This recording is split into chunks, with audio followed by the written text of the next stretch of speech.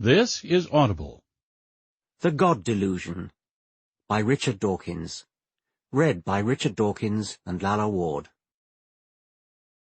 In Memoriam, Douglas Adams, 1952 to 2001. Isn't it enough to see that a garden is beautiful, without having to believe that there are fairies at the bottom of it too? Preface. As a child, my wife hated her school and wished she could leave. Years later, when she was in her 20s, she disclosed this unhappy fact to her parents, and her mother was aghast.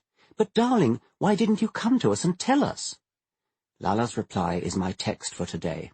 But I didn't know I could. I didn't know I could.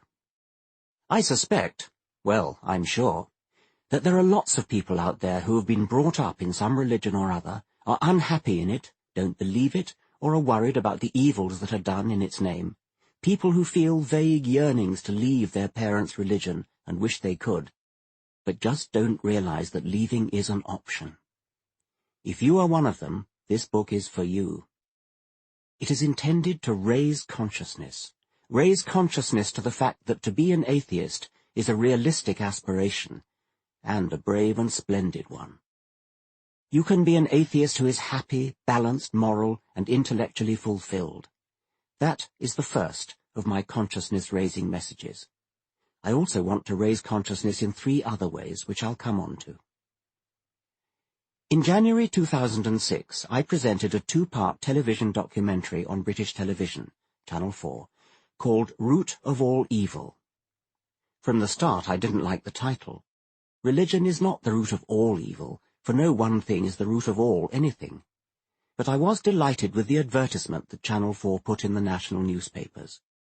It was a picture of the Manhattan skyline with the caption, "Imagine a world without religion." What was the connection? The twin towers of the World Trade Center were conspicuously present. Imagine, with John Lennon, a world with no religion.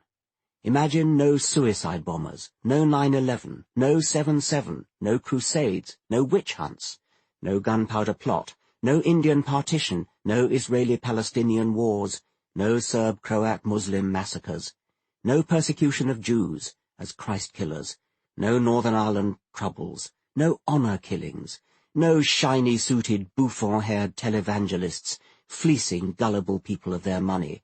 God wants you to give till it hurts. Imagine no Taliban to blow up ancient statues, no public beheadings of blasphemers, no flogging of female skin for the crime of showing an inch of it. Incidentally, my colleague Desmond Morris informs me that John Lennon's magnificent song is sometimes performed in America with the phrase, "and no religion too," expurgated. One version even has the effrontery to change it to, "and one religion too." Perhaps you feel that agnosticism is a reasonable position, but that atheism is just as dogmatic as religious belief. If so, I hope Chapter 2 will change your mind by persuading you that the God hypothesis is a scientific hypothesis about the universe, which should be analyzed as skeptically as any other. Perhaps you have been taught that philosophers and theologians have put forward good reasons to believe in God. If you think that, you might enjoy Chapter 3 on Arguments for God's Existence. The arguments turn out to be spectacularly weak. Maybe you think it is obvious that God must exist, for how else could the world have come into being? How else could there be life, in all its rich diversity, with every species looking uncannily as though it had been designed? If your thoughts run along those lines, I hope you will gain enlightenment from Chapter 4 on why there almost certainly is no God. Far from pointing to a designer, the illusion of design in the living world is explained with far greater economy and with devastating elegance by Darwinian natural selection. And while natural selection itself is limited to explaining the living world, it raises our consciousness to the likelihood of comparable explanatory cranes that may aid our understanding of the cosmos itself. The power of cranes such as natural selection is the second of my 4 consciousness raisers.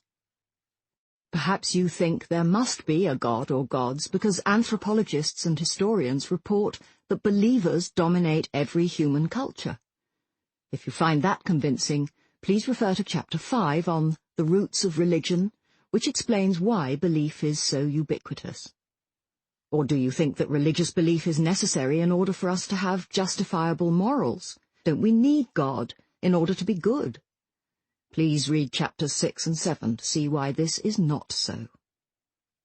Do you still have a soft spot for religion as a good thing for the world, even if you yourself have lost your faith? Chapter 8 will invite you to think about ways in which religion is not such a good thing for the world. If you feel trapped in the religion of your upbringing, it would be worth asking yourself how this came about. The answer is usually some form of childhood indoctrination. If you are religious at all, it is overwhelmingly probable that your religion is that of your parents. If you were born in Arkansas and you think Christianity is true and Islam false, knowing full well that you would think the opposite if you had been born in Afghanistan, you are the victim of childhood indoctrination. Mutatis mutandis if you were born in Afghanistan. The whole matter of religion and childhood is the subject of Chapter 9, which also includes my third consciousness raiser. Just as feminists wince when they hear he rather than he or she, or man rather than human, I want everybody to flinch whenever they hear a phrase such as Catholic child or Muslim child.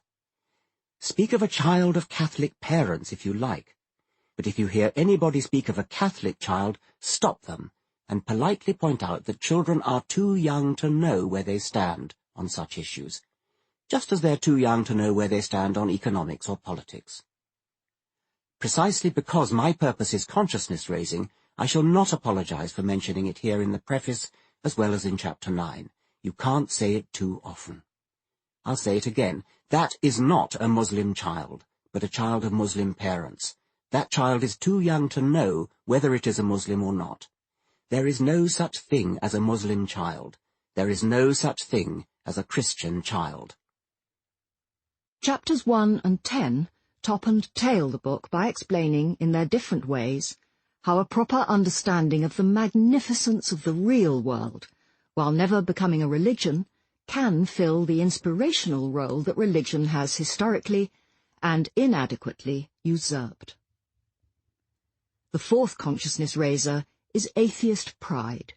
Being an atheist is nothing to be apologetic about. On the contrary, it is something to be proud of, standing tall, to face the far horizon, for atheism nearly always indicates a healthy independence of mind, and indeed a healthy mind. There are many people who know in their heart of hearts that they are atheists, but dare not admit it to their families or even in some cases to themselves. Partly this is because the very word atheist has been assiduously built up as a terrible and frightening label. Chapter 9 quotes the comedian Julia Sweeney's tragicomic story of her parents' discovery, through reading a newspaper, that she had become an atheist. Not believing in God, they could just about take. But an atheist? An atheist? The mother's voice rose to a scream. I need to say something to American readers in particular at this point, for the religiosity of today's America is something truly remarkable. The lawyer Wendy Kaminer was exaggerating only slightly when she remarked that making fun of religion is as risky as burning a flag in an American Legion Hall. The status of atheists in America today is on a par with that of homosexuals 50 years ago. Now, after the gay pride movement, it is possible, though still not very easy, for a homosexual to be elected to public office. A Gallup poll taken in 1999 asked Americans whether they would vote for an otherwise well-qualified person who was a woman, 95% would, Roman Catholic, 94% would, Jew, 92%, Black, 92%, Mormon, 79%, homosexual, 79%, or atheist, 49%. Clearly we have a long way to go.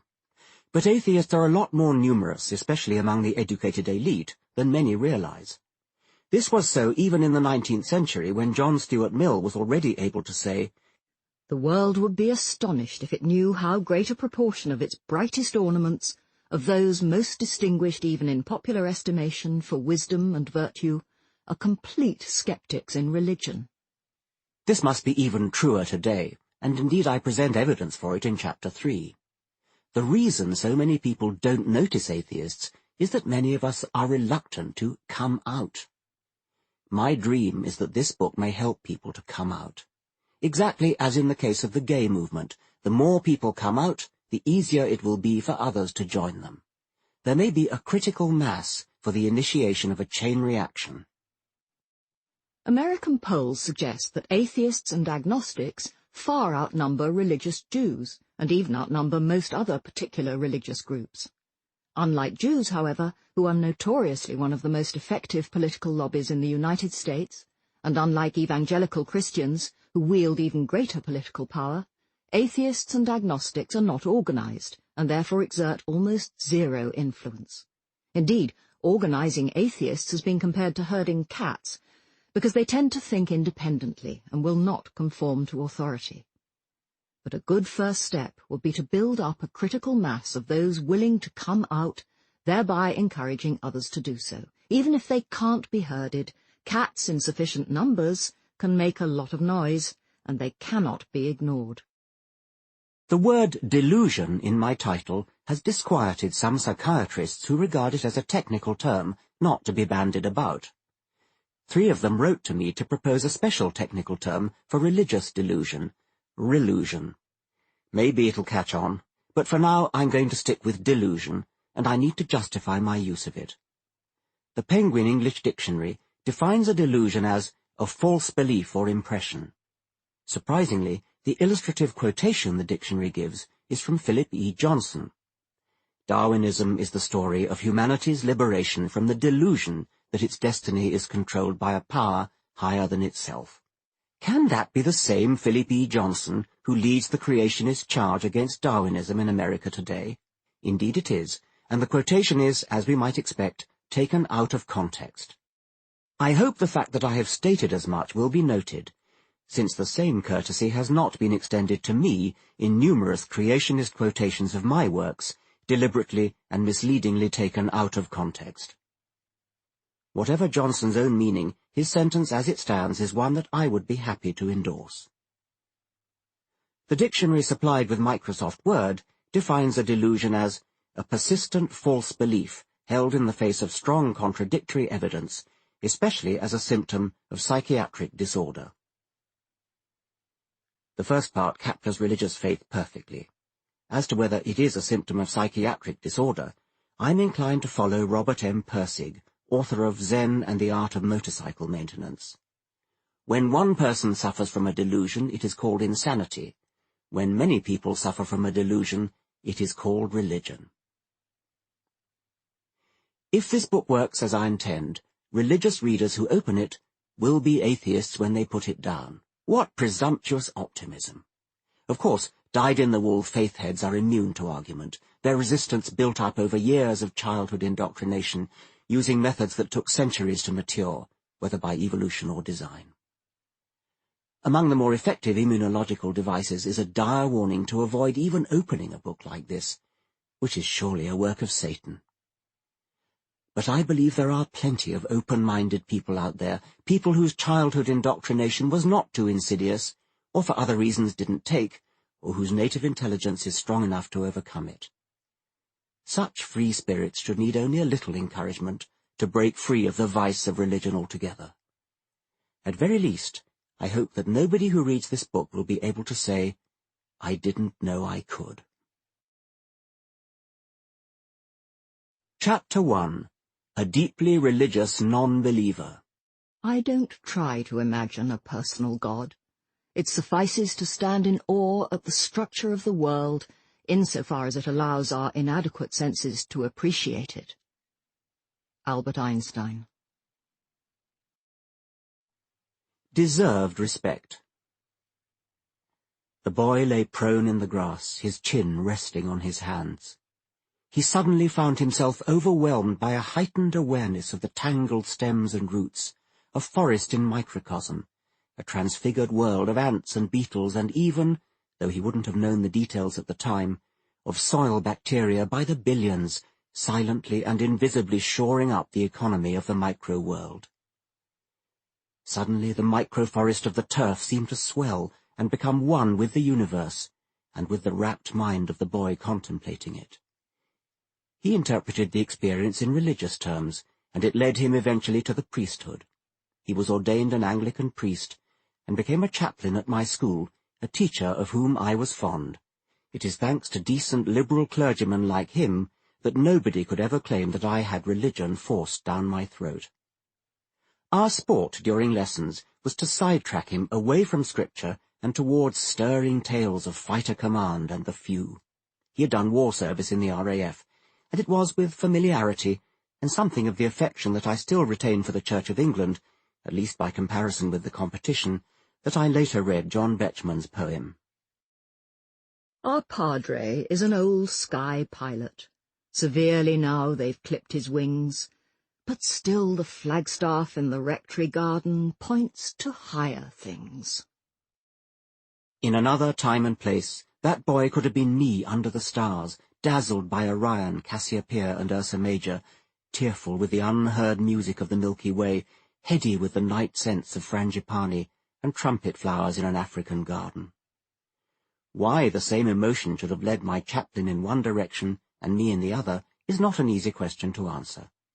A quasi-mystical response to nature and the universe is common among scientists and rationalists. It has no connection with supernatural belief. In his boyhood, at least, my chaplain was presumably not aware, nor was I, of the closing lines of The Origin of Species, the famous entangled bank passage. With birds singing on the bushes, with various insects flitting about, and with worms crawling through the damp earth. Had he been, he would certainly have identified with it and, instead of the priesthood, might have been led to Darwin's view that all was produced by laws acting around us. Thus, from the war of nature, from famine and death, the most exalted object which we are capable of conceiving, namely the production of the higher animals, directly follows. There is grandeur in this view of life, with its several powers, having been originally breathed into a few forms, or into one, and that whilst this planet has gone cycling on according to the fixed law of gravity, from so simple a beginning, endless forms most beautiful and most wonderful have been and are being evolved. Carl Sagan in Pale Blue Dot wrote, "How is it that hardly any major religion has looked at science and concluded, this is better than we thought, the universe is much bigger than our prophets said, grander, more subtle, more elegant. Instead they say, no, no, no, my God is a little God, and I want him to stay that way." A religion, old or new, that stressed the magnificence of the universe as revealed by modern science, might be able to draw forth reserves of reverence and awe hardly tapped by the conventional faiths. All Sagan's books touch the nerve endings of transcendent wonder that religion monopolized in past centuries. My own books have the same aspiration. Consequently, I hear myself often described as a deeply religious man. An American student wrote to me that she had asked her professor whether he had a view about me. "Sure," he replied. "He's positive. Science is incompatible with religion, but he waxes ecstatic about nature and the universe. To me, that is religion." But is religion the right word? I don't think so. The Nobel Prize-winning physicist and atheist Steven Weinberg made the point as well as anybody in Dreams of a Final Theory. Some people have views of God that are so broad and flexible that it is inevitable that they will find God wherever they look for him. One hears it said that God is the ultimate, or God is our better nature, or God is the universe. Of course, like any other word, the word God can be given any meaning we like. If you want to say that God is energy, then you can find God in a lump of coal. Weinberg is surely right that if the word God is not to become completely useless, it should be used in the way people have generally understood it, to denote a supernatural creator that is appropriate for us to worship. Much unfortunate confusion is caused by failure to distinguish what can be called Einsteinian religion from supernatural religion. Einstein sometimes invoked the name of God, and he's not the only atheistic scientist to do so, inviting misunderstanding by supernaturalists eager to misunderstand and claim so illustrious a thinker as their own. The dramatic, or was it mischievous, ending of Stephen Hawking's A Brief History of Time, "For then we should know the mind of God," is notoriously misconstrued. It has led people to believe, mistakenly of course, that Hawking is a religious man. The cell biologist Ursula Goodenough in The Sacred Depths of Nature sounds more religious than Hawking or Einstein. She loves churches, mosques and temples, and numerous passages in her book fairly beg to be taken out of context and used as ammunition for supernatural religion. She goes so far as to call herself a religious naturalist. Yet a careful reading of her book shows that she's really as staunch an atheist as I am. Naturalist is an ambiguous word. For me it conjures my childhood hero, Hugh Lofting's Dr. Dolittle, who, by the way, had more than a touch of the philosopher-naturalist of HMS Beagle about him. In the 18th and 19th centuries, naturalist meant what it still means for most of us today, a student of the natural world. Naturalists in this sense, from Gilbert White on, have often been clergymen. Darwin himself was destined for the church as a young man, hoping that the leisurely life of a country parson would enable him to pursue his passion for beetles. But philosophers use naturalist in a very different sense, as the opposite of supernaturalist. Julian Baggini explains in Atheism, a very short introduction, the meaning of an atheist's commitment to naturalism. What most atheists do believe is that although there is only one kind of stuff in the universe, and it is physical, out of this stuff come minds, beauty, emotions, moral values, in short, the full gamut of phenomena that gives richness to human life. Human thoughts and emotions emerge from exceedingly complex interconnections of physical entities within the brain. An atheist, in this sense of philosophical naturalist, is somebody who believes that there is nothing beyond the natural physical world, no supernatural creative intelligence lurking behind the observable universe, no soul that outlasts the body, and no miracles, except in the sense of natural phenomena that we don't yet understand. If there is something that appears to lie beyond the natural world, as it is now imperfectly understood, we hope eventually to understand it, and embrace it within the natural. As ever, when we unweave a rainbow, it will not become less wonderful. Great scientists of our time who sound religious usually turn out not to be so when you examine their beliefs more deeply.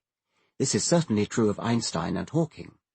The present Astronomer Royal and President of the Royal Society, Martin Rees, told me that he goes to church as an unbelieving Anglican, out of loyalty to the tribe. He has no theistic beliefs, but shares the poetic naturalism that the cosmos provokes in the other scientists I've mentioned.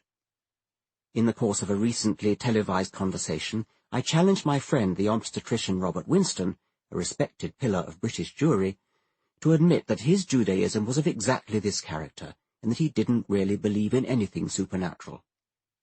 He came close to admitting it, but shied at the last fence. To be fair, he was supposed to be interviewing me, not the other way around. When I pressed him, he said he found that Judaism provided a good discipline to help him structure his life and lead a good one. Perhaps it does, but that, of course, has not the smallest bearing on the truth value of any of its supernatural claims. There are many intellectual atheists who proudly call themselves Jews and observe Jewish rites, perhaps out of loyalty to an ancient tradition or to murdered relatives, but also because of a confused and confusing willingness to label as religion the pantheistic reverence which many of us share with its most distinguished exponent, Albert Einstein. They may not believe, but, to borrow Dan Dennett's phrase, they believe in belief. One of Einstein's most eagerly quoted remarks is, "Science without religion is lame. Religion without science is blind." But Einstein also said, "It was, of course, a lie what you read about my religious convictions, a lie which is being systematically repeated. I do not believe in a personal God, and I have never denied this, but have expressed it clearly. If something is in me which can be called religious, then it is the unbounded admiration for the structure of the world, so far as our science can reveal it." Does it seem that Einstein contradicted himself? that his words can be cherry-picked for quotes to support both sides of an argument? No. By religion, Einstein meant something entirely different from what is conventionally meant. As I continue to clarify the distinction between supernatural religion on the one hand and Einsteinian religion on the other, bear in mind that I am calling only supernatural gods delusional. Here are some more quotations from Einstein to give a flavour of Einsteinian religion. I am a deeply religious non-believer. This is a somewhat new kind of religion. I have never imputed to nature a purpose or a goal or anything that could be understood as anthropomorphic. What I see in nature is a magnificent structure that we can comprehend only very imperfectly, and that must fill a thinking person with a feeling of humility. This is a genuinely religious feeling that has nothing to do with mysticism. The idea of a personal God is quite alien to me and seems even naive. In greater numbers since his death, religious apologists understandably try to claim Einstein as one of their own. Some of his religious contemporaries saw him very differently. In 1940, Einstein wrote a famous paper justifying his statement, "I do not believe in a personal God." This and similar statements provoked a storm of letters from the religiously orthodox, many of them alluding to Einstein's Jewish origins. The extracts that follow are taken from Max Jammer's book, Einstein and Religion, which is also my main source of quotations from Einstein himself on religious matters. The Roman Catholic Bishop of Kansas City said, It is sad to see a man who comes from the race of the Old Testament and its teaching deny the great tradition of that race. Other Catholic clergymen chimed in. There is no other God but a personal God. Einstein does not know what he's talking about. He's all wrong. Some men think that because they have achieved a high degree of learning in some field, they're qualified to express opinions in all. The notion that religion is a proper field in which one might claim expertise is one that should not go unquestioned. That clergyman presumably would not have deferred to the expertise of a claimed fairyologist on the exact shape and colour of fairy wings. Both he and the bishop thought that Einstein, being theologically untrained, had misunderstood the nature of God. On the contrary, Einstein understood very well exactly what he was denying. An American Roman Catholic lawyer, working on behalf of an ecumenical coalition, wrote to Einstein, We deeply regret that you made your statement in which you ridicule the idea of a personal God. In the past 10 years, nothing has been so calculated to make people think that Hitler had some reason to expel the Jews from Germany as your statement. Conceding your right to free speech, I still say that your statement constitutes you as one of the greatest sources of discord in America. A New York rabbi said, Einstein is unquestionably a great scientist, but his religious views are diametrically opposed to Judaism. But, why not and? The president of a historical society in New Jersey wrote a letter that so damningly exposes the weakness of the religious mind, it is worth reading twice. We respect your learning, Dr. Einstein, but there is one thing you do not seem to have learned, that God is a spirit and cannot be found through the telescope or microscope, no more than human thought or emotion can be found by analyzing the brain. As everyone knows, religion is based on faith, not knowledge. Every thinking person, perhaps, is assailed at times with religious doubt. My own faith has wavered many a time. But I never told anyone of my spiritual aberrations for 2 reasons. 1, I feared that I might by mere suggestion disturb and damage the life and hopes of some fellow being. 2, because I agree with the writer who said, there is a mean streak in anyone who will destroy another's faith. I hope, Dr. Einstein, that you were misquoted and that you will yet say something more pleasing to the vast number of the American people who delight to do you honour. What a devastatingly revealing letter. Every sentence drips with intellectual and moral cowardice. Less abject, but more shocking, was the letter from the founder of the Calvary Tabernacle Association in Oklahoma. Professor Einstein, I believe that every Christian in America will answer you, "We will not give up our belief in our God and his Son Jesus Christ, but we invite you, if you do not believe in the God of the people of this nation, to go back where you came from. I have done everything in my power to be a blessing to Israel, and then you come along, and with one statement from your blasphemous tongue, do more to hurt the cause of your people than all the efforts of the Christians who love Israel can do to stamp out anti-Semitism in our land." Professor Einstein, every Christian in America will immediately reply to you, "Take your crazy, fallacious theory of evolution and go back to Germany where you came from, or stop trying to break down the faith of a people who gave you a welcome when you were forced to flee your native land." The one thing all his theistic critics got right was that Einstein was not one of them. He was repeatedly indignant at the suggestion that he was a theist. So was he a deist, like Voltaire and Diderot, or a pantheist, like Spinoza, whose philosophy he admired?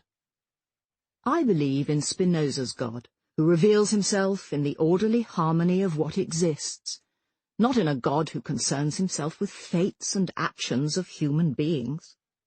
Let's remind ourselves of the terminology. A theist believes in a supernatural intelligence who, in addition to his main work of creating the universe in the first place, is still around to oversee and influence the subsequent fate of his initial creation. In many theistic belief systems, the deity is intimately involved in human affairs. He answers prayers, forgives or punishes sins, intervenes in the world by performing miracles, frets about good and bad deeds, and knows when we do them, or even think of doing them. A deist, too, believes in a supernatural intelligence, but one whose activities were confined to setting up the laws that govern the universe in the first place. The deist God never intervenes thereafter, and certainly has no specific interest in human affairs. Pantheists don't believe in a supernatural God at all, but use the word God as a non-supernatural synonym for nature, or for the universe, or for the lawfulness that governs its workings. Deists differ from theists in that their God does not answer prayers, is not interested in sins or confessions, does not read our thoughts, and does not intervene with capricious miracles. Deists differ from pantheists in that the deist God is some kind of cosmic intelligence, rather than the pantheist's metaphoric or poetic synonym for the laws of the universe. Pantheism is sexed-up atheism. Deism is watered-down theism. There is every reason to think that famous Einsteinisms like "God is subtle but he is not malicious," or "He does not play dice," or "Did God have a choice in creating the universe?" are pantheistic, not deistic, and certainly not theistic. "God does not play dice" should be translated as "randomness does not lie at the heart of all things." "Did God have a choice in creating the universe?" means, could the universe have begun in any other way? Einstein was using God in a purely metaphorical, poetic sense. So is Stephen Hawking, and so are most of those physicists who occasionally slip into the language of religious metaphor. Paul Davies's The Mind of God seems to hover somewhere between Einsteinian pantheism and an obscure form of deism, for which he was rewarded with the Templeton Prize, a very large sum of money given annually by the Templeton Foundation, usually to a scientist who is prepared to say something nice about religion. Let me sum up Einsteinian religion in one more quotation from Einstein himself. To sense that behind anything that can be experienced, there is a something that our mind cannot grasp, and whose beauty and sublimity reaches us only indirectly and as a feeble reflection. This is religiousness. In this sense, I am religious. In this sense, I too am religious, with the reservation that cannot grasp does not have to mean forever ungraspable. But I prefer not to call myself religious because it is misleading. It is destructively misleading because, for the vast majority of people, religion implies supernatural. Carl Sagan put it well. If by God one means the set of physical laws that govern the universe, then clearly there is such a God. This God is emotionally unsatisfying. It does not make much sense to pray to the law of gravity.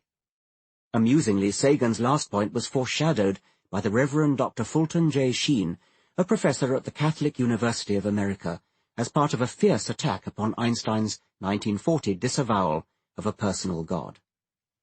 Sheen sarcastically asked whether anyone would be prepared to lay down his life for the Milky Way. He seemed to think he was making a point against Einstein, rather than for him, for he added, "There is only one fault with his cosmical religion. He put an extra letter in the word. The letter S." There is nothing comical about Einstein's beliefs. Nevertheless, I wish that physicists would refrain from using the word God in their special metaphorical sense. The metaphorical or pantheistic God of the physicists is light years away from the interventionist, miracle-wreaking, thought-reading, sin-punishing, prayer-answering God of the Bible, of priests, mullahs, and rabbis, and of ordinary language. Deliberately to confuse the two is, in my opinion, an act of intellectual high treason. Undeserved respect. My title, The God Delusion, does not refer to the God of Einstein and the other enlightened scientists of the previous section. That is why I needed to get Einsteinian religion out of the way to begin with. It has a proven capacity to confuse. In the rest of this book, I am talking only about supernatural gods, of which the most familiar, to the majority of my readers, will be Yahweh, the God of the Old Testament. I shall come to him in a moment, but before leaving this preliminary chapter, I need to deal with one more matter that would otherwise bedevil the whole book. This time it is a matter of etiquette. It is possible that religious readers will be offended by what I have to say, and will find in these pages insufficient respect for their own particular beliefs, if not the beliefs that others treasure. It would be a shame if such offence prevented them from reading on, so I want to sort it out here at the outset. A widespread assumption, which nearly everybody in our society accepts, the non-religious included, is that religious faith is especially vulnerable to offence and should be protected by an abnormally thick wall of respect, in a different class from the respect that any human being should pay to any other. Douglas Adams put it so well in an impromptu speech made in Cambridge shortly before his death that I never tire of sharing his words. Religion has certain ideas at the heart of it which we call sacred or holy or whatever. What it means is, here is an idea or a notion that you're not allowed to say anything bad about. You're just not. Why not? Because you're not. If somebody votes for a party that you don't agree with, you're free to argue about it as much as you like. Everybody will have an argument, but nobody feels aggrieved by it. If somebody thinks taxes should go up or down, you're free to have an argument about it. But on the other hand, if somebody says, "I mustn't move a light switch on a Saturday," you say, "I respect that." Why should it be that it's perfectly legitimate to support the Labour Party or the Conservative Party, Republicans or Democrats, this model of economics versus that, Macintosh instead of Windows, but to have an opinion about how the universe began, about who created the universe? No, that's holy. We are used to not challenging religious ideas, but it's very interesting how much of a furore Richard creates when he does it. Everybody gets absolutely frantic about it, because you're not allowed to say these things. Yet when you look at it rationally, there's no reason why those ideas shouldn't be as open to debate as any other, except that we have agreed somehow between us that they shouldn't be. Here's a particular example of our society's overweening respect for religion, one that really matters. By far the easiest grounds for gaining conscientious objector status in wartime are religious. You can be a brilliant moral philosopher with a prize-winning doctoral thesis expounding the evils of war, and still be given a hard time by a draft board evaluating your claim to be a conscientious objector. Yet, if you can say that one or both of your parents is a Quaker, you sail through like a breeze, no matter how inarticulate and illiterate you may be on the theory of pacifism or indeed Quakerism itself. At the opposite end of the spectrum from pacifism, we have a pusillanimous reluctance to use religious names for warring factions. In Northern Ireland, Catholics and Protestants are euphemised to nationalists and loyalists, respectively.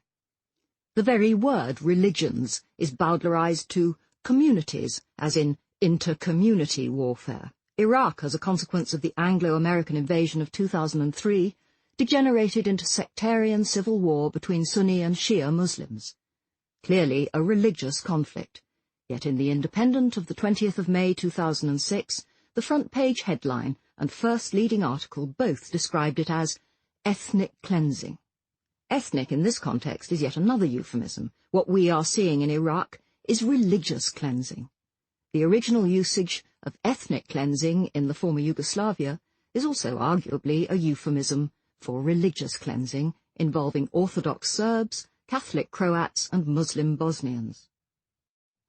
I have previously drawn attention to the privileging of religion in public discussion of ethics in the media and in government. Whenever a controversy arises over sexual or reproductive morals, you can bet that religious leaders from several different faith groups will be prominently represented on influential committees or on panel discussions on radio or television. I'm not suggesting that we should go out of our way to censor the views of these people, but why does our society beat a path to their door as though they had some expertise comparable to that of, say, a moral philosopher, a family lawyer, or a doctor? Here's another weird example of the privileging of religion.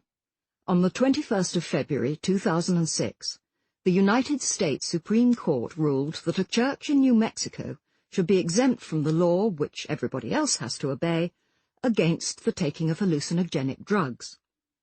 Faithful members of the Centro Espírita Beneficiente União do Vegetal believed that they can understand God only by drinking Huasca tea, which contains the illegal hallucinogenic drug dimethyltryptamine. Note that it is sufficient that they believe that the drug enhances their understanding. They do not have to produce evidence. Conversely, there is plenty of evidence that cannabis eases the nausea and discomfort of cancer sufferers undergoing chemotherapy. Yet the Supreme Court ruled in 2005 that all patients who use cannabis for medicinal purposes are vulnerable to federal prosecution, even in the minority of states where such specialist use is legalized. Religion, as ever, is the trump card. Imagine members of an art appreciation society pleading in court that they believe they need a hallucinogenic drug in order to enhance their understanding of impressionist or surrealist paintings. Yet when a church claims an equivalent need, it is backed by the highest court in the land. Such is the power of religion as a talisman. 17 years ago, I was one of 36 writers and artists commissioned by the magazine New Statesman to write in support of the distinguished author Salman Rushdie, then under sentence of death for writing a novel. Incensed by the sympathy for Muslim hurt and offence expressed by Christian leaders and even some secular opinion formers, I drew the following parallel.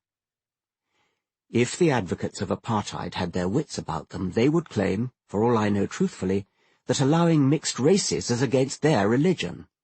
A good part of the opposition would respectfully tiptoe away.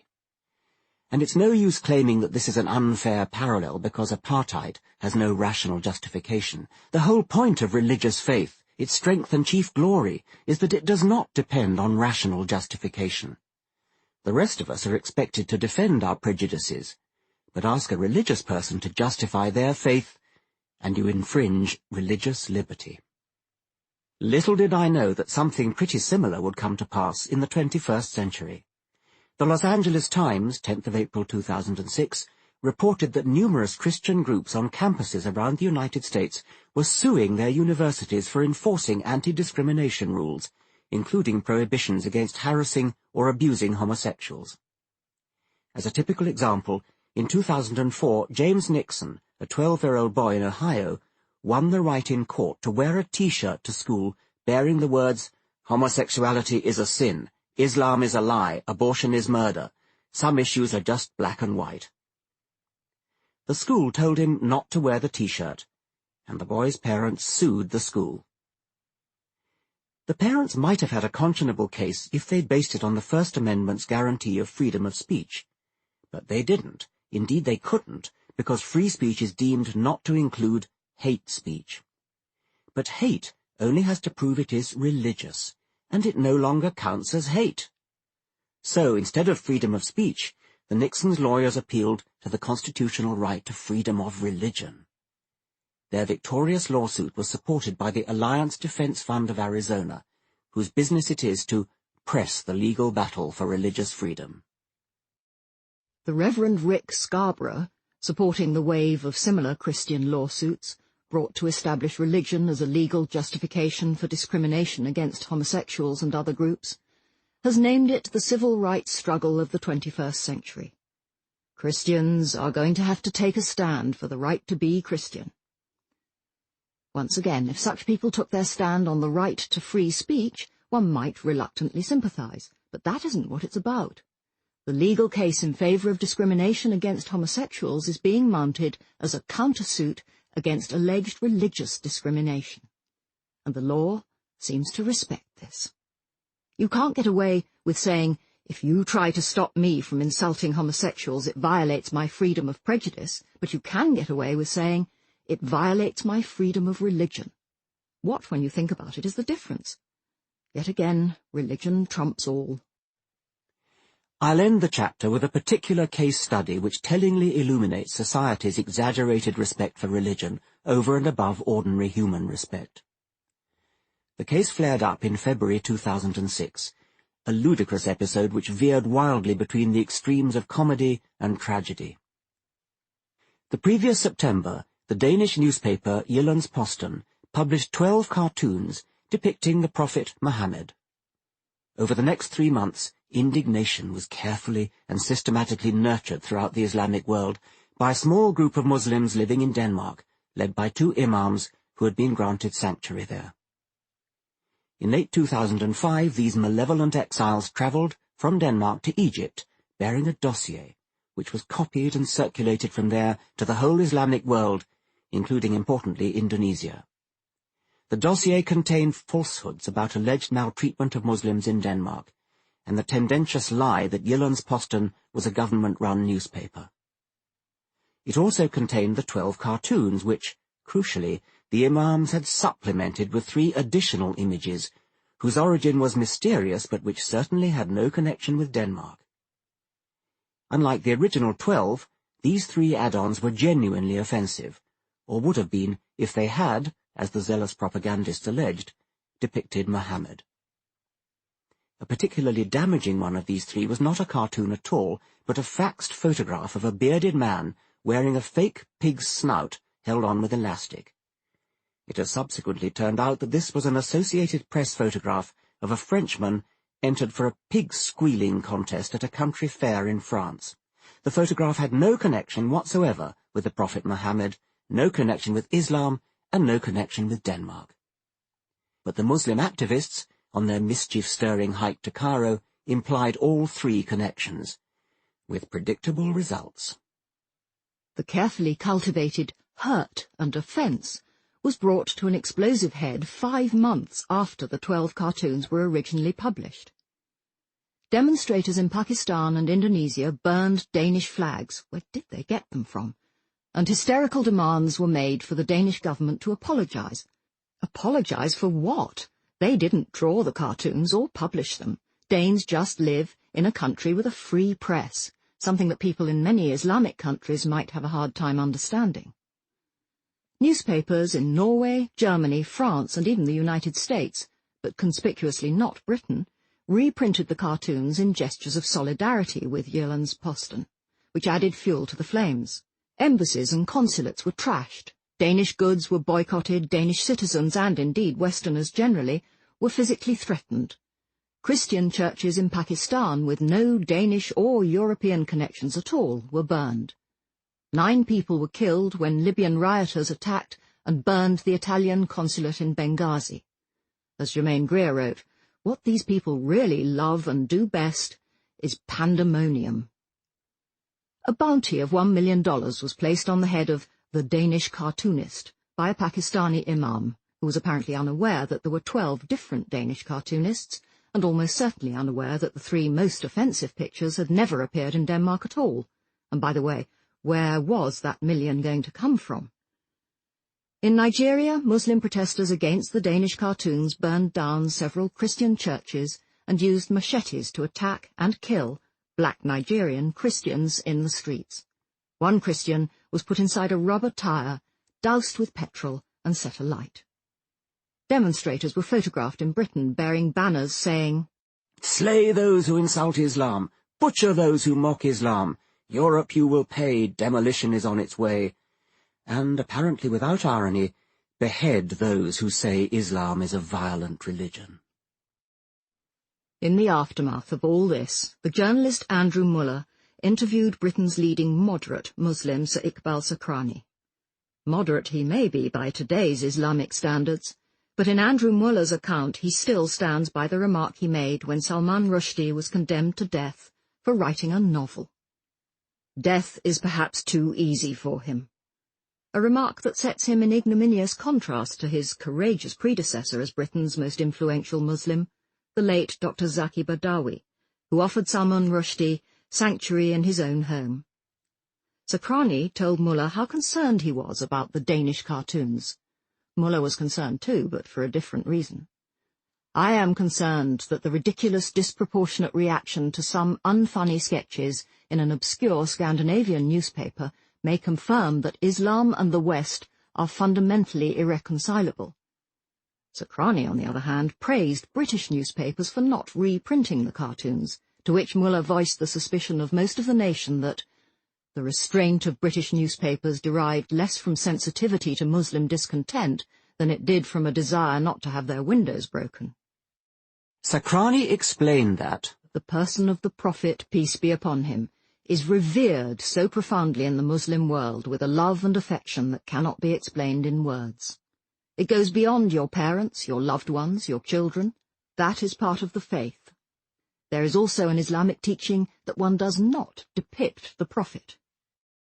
this rather assumes, as Muller observed, that the values of Islam trump anyone else's, which is what any follower of Islam does assume, just as any follower of any religion believes that theirs is the sole way, truth, and light. If people wish to love a 7th-century preacher more than their own families, that's up to them, but nobody else is obliged to take it seriously. Except that if you don't take it seriously and accord it proper respect, you are physically threatened, on a scale that no other religion has aspired to since the Middle Ages. One can't help wondering why such violence is necessary, given that, as Muller notes, if any of you clowns are right about anything, the cartoonists are going to hell anyway. Won't that do? In the meantime, if you want to get excited about affronts to Muslims, read the Amnesty International reports on Syria and Saudi Arabia. Many people have noted the contrast between the hysterical hurt professed by Muslims and the readiness with which Arab media publish stereotypical anti-Jewish cartoons.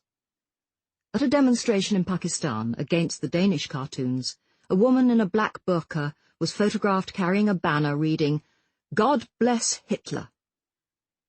In response to all this frenzied pandemonium, decent liberal newspapers deplored the violence and made token noises about free speech. But at the same time they expressed respect and sympathy for the deep offence and hurt that Muslims had suffered. The hurt and suffering consisted, remember, not in any person enduring violence or real pain of any kind. Nothing more than a few daubs of printing ink in a newspaper that nobody outside Denmark would ever have heard of, but for a deliberate campaign of incitement to mayhem.